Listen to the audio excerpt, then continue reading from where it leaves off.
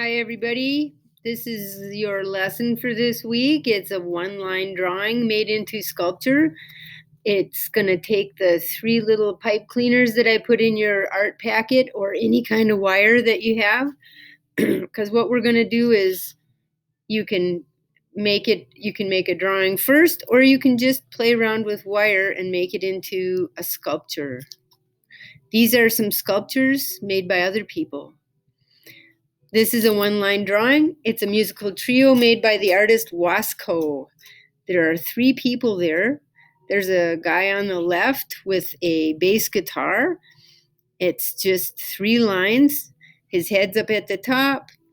He's got his hand, just little tiny bits of fingers showing through.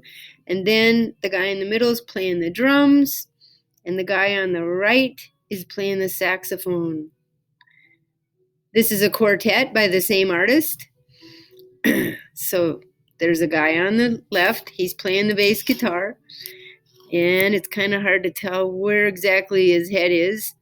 Then there's the saxophone player, which is just a head with a saxophone and an arm.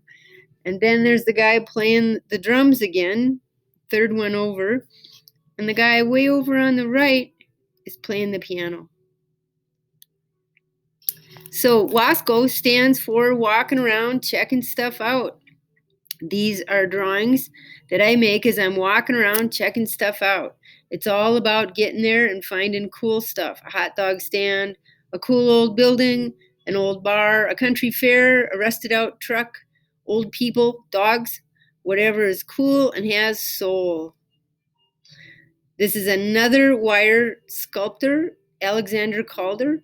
He made many wire sculptures of people and circus performers, but he's best known for large mobiles. Here's the acrobat from his circus. And here he is putting together a thing for mechanical ballet. You can see a circle that's floating there in the middle of it, over to the side a bit. It's a part mobile and part ballet. So I'm not going to read all this. He was a sculptor. His father was a sculptor. His mother was a painter. He got presents for Christmas, 2 sculptures, a tiny dog and a duck.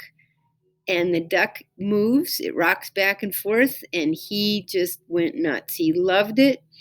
And he started doing all kinds of stuff when he got out of school.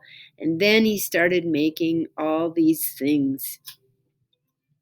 He went to the Art Students League in New York City, and he took a job illustrating for the National Police Gazette, a paper which sent him to the Ringling Brothers Barnum and Bailey Circus to sketch circus scenes for 2 weeks in 1925. He loved it.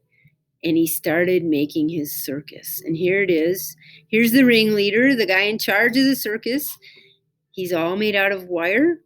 And he's got cloth, a little cloth outfit on. And there's some cork there and paper and string. You can see it's kind of out of focus, but there's a horse behind him and a rider and a ballerina. Here's the ringleader with the lion in the cage. The lion's head is probably made out of clay with some yarn or something for a mane, but you can see the whole lion is made out of wire. And so is his cage. Those are just pieces of paper to make it look like it's a hard, wooden cage. There's wooden wheels on it, but that's about it. It's at the Whitney Museum of American Art in New York City, and I saw that a long time ago. It's really cool. This is another guy, Steve Lohman. He makes wire sculptures. Here's another one. This is all one wire.